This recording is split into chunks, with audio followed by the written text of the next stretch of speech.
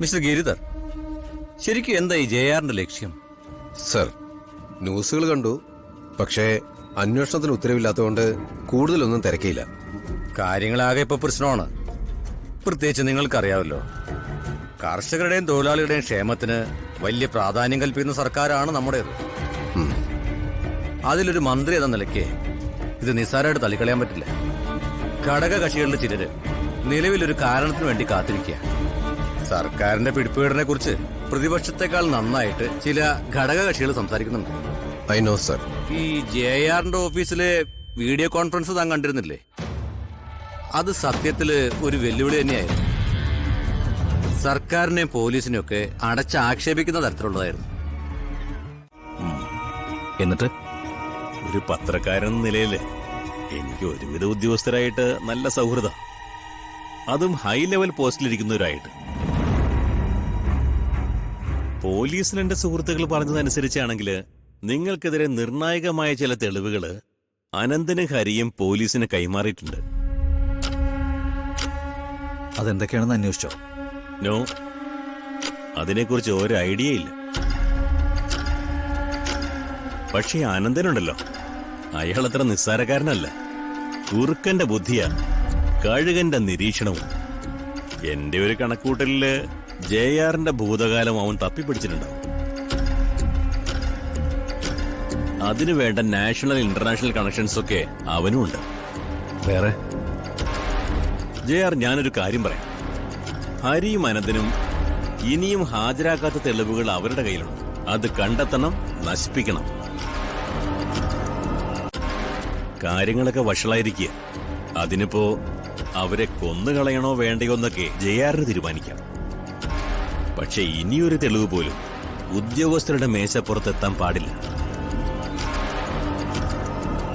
അനന്തന്റെ വീടോ ഓഫീസോ ഒന്നും എനിക്കറിയില്ല.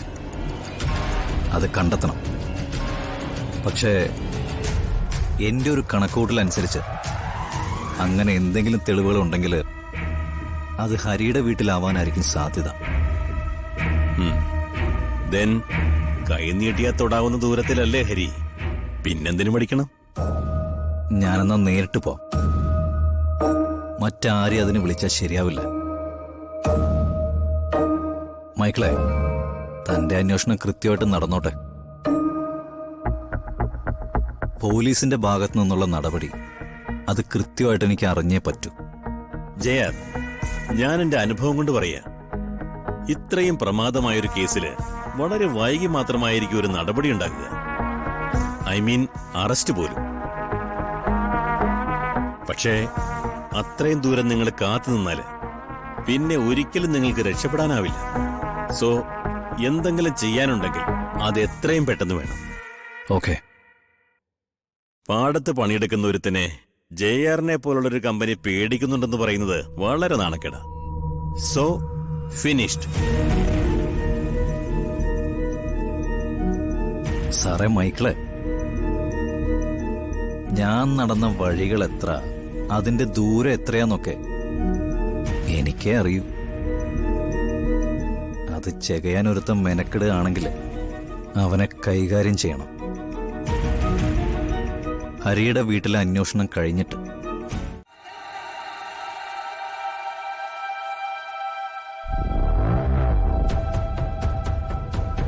നീ എന്തിനാടി ഇവിടെ വന്ന്? നിന്നോട് ഞാൻ ഇവിടെ വരാൻ പാടില്ല എന്ന് പറഞ്ഞിട്ടുള്ളല്ലേ? ജീവൻ എന്താ ഇവിടെ തെരഞ്ഞോണ്ടിരിക്കുന്നത്? ഹരിയും അമ്മാവന് സ്ഥലത്തില്ല. എന്തെടുക്കാൻ ഇതിനകത്ത് കയറിയതെന്ന് ചോദിച്ചതല്ലേ? സത്യം പറയാം, എനിക്കെതിരെ അവൻ ഒരുപാട് തെളിവുകൾ ഉണ്ടാക്കി വെച്ചിട്ടുണ്ട്. അത് ഇവിടെ എവിടെയെങ്കിലും തന്നെ കാണും. അതാ ഞാൻ തേടി നടക്കുന്നത്. അങ്ങനെ എന്തെങ്കിലും ഉണ്ടെങ്കിൽ എടുത്തതാ മോളെ. അതാ എനിക്ക് വേണ്ടേ. ജീവൻ, വീടിന്റെ പുറത്തിറങ്ങ്.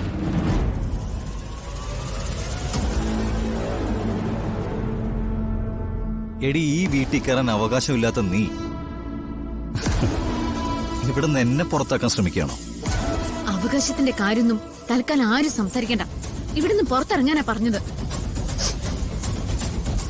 മോളെ, ഞാൻ തേടി വന്നത് കിട്ടാതെ ഞാൻ ഇതിനകത്തുനിന്ന് പുറത്തിറങ്ങുന്ന പ്രശ്നമില്ല. എന്താ മോളെ? അമ്മേ, ഹരി അമ്മാവന് സ്ഥലത്തില്ല. ഞാൻ കയറി വരുമ്പോ ഇയാള് ഹരിയുടെ മുറി ചെക്ക് ചെയ്യാം. ഹരി കണ്ടെത്തി വെച്ചിരിക്കുന്ന തെളിവുകൾ എടുക്കാൻ. എന്താണ് നിന്റെ ഉദ്ദേശം? എല്ലാം കൈവിട്ടു പോകുന്നായപ്പോ എല്ലാവരെയും അങ്ങ് ദ്രോഹിക്കാമെന്ന് കരുതി ഇറങ്ങിയതാണോ? അമ്മേ, സത്യത്തിൽ ഇതൊക്കെ എന്നെ കൊണ്ട് ചെയ്യിക്കുന്നതല്ലേ അമ്മേ. ഞാൻ എന്റെ വഴിക്ക് ജീവിച്ചോട്ടെ എന്ന് ഇവരൊക്കെ ഒന്ന് ചിന്തിച്ചിരുന്നെങ്കിൽ എനിക്കിങ്ങനെ ബുദ്ധിമുട്ടേണ്ട കാര്യം വരൂ?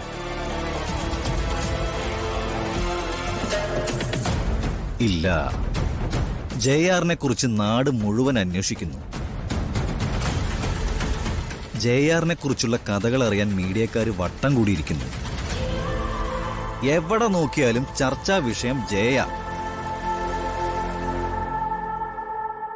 അതിന് വഴിമരുന്ന് ഇട്ടുകൊടുത്തവന്റെ വീട്ടില് ഞാൻ കയറിയാൽ എന്താ, ഇല്ലെങ്കിൽ എന്താ? നീ ചെയ്ത കർമ്മത്തിന്റെ ഫലമാണ് നീ ഇപ്പൊ അനുഭവിക്കുന്നത്. തൽക്കാലം ഈ വീട്ടിൽ നിന്ന് ഇറങ്ങിപ്പോ. രാമകൃഷ്ണേട്ടനോ ഹരിയോ ഇല്ലാത്തപ്പോ വീടിന്റെ ഉത്തരവാദിത്വം അവരെന്നെയാണ് ഏൽപ്പിച്ചിരിക്കുന്നത്. ഓഹോ, പറഞ്ഞത് കേട്ടില്ലേ? ഇറങ്ങി പോവാൻ. മോളെ, ഒരുപാട് ശൗര്യം നീ എന്റെ അടുത്ത് കാണിക്കരുത് കേട്ടോ. ഹരിയോടൊപ്പം ജീവിക്കേണ്ടെന്ന് ഞാനിപ്പോ നിന്നെ വിലക്കിയിട്ടേ ഉള്ളൂ. പക്ഷെ കൊല്ലാനായിട്ട് നീ എന്നെ നിർബന്ധിക്കരുത്.